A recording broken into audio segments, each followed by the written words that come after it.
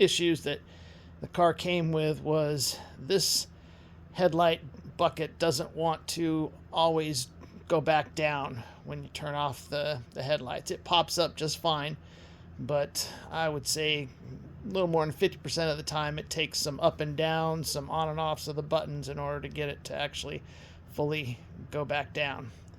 So I'm assuming that whatever lubrication is in there is old and not doing a good job of lubricating.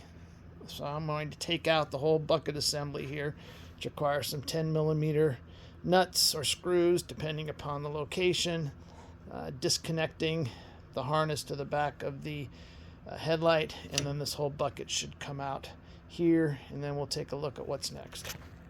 There are two nuts down there that have to be, maybe they're bolts, but they're buried down there. They just have to be loosened because they're slots. And then the two at the top come out. They're nuts.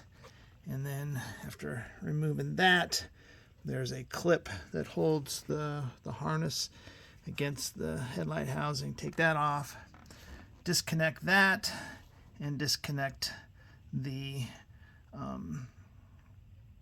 relay, and that should be all that's holding this assembly in. Passenger side's not as easy to get out as the driver's. Access to the two screws that hold this relay on it's kind of tight, and it's an odd size.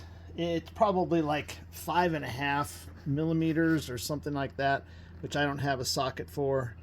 And the closest that I came was 9/32.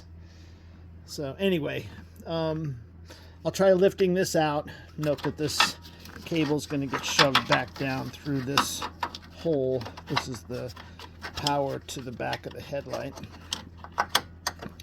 And we'll see what else is holding it in the way. To remove the motor, I need to disconnect this actuator lever from the headlight bucket, and it is a torque screw with a nut on the back side. Once that's loose,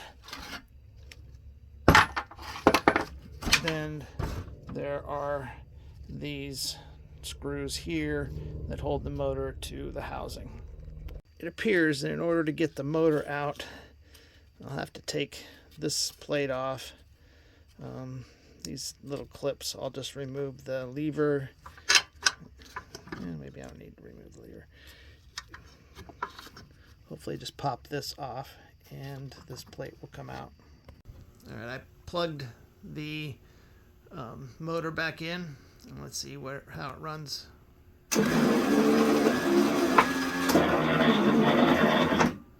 And it won't go back. I think it needs some spring pressure to go back, but it certainly seems like it opens fine. So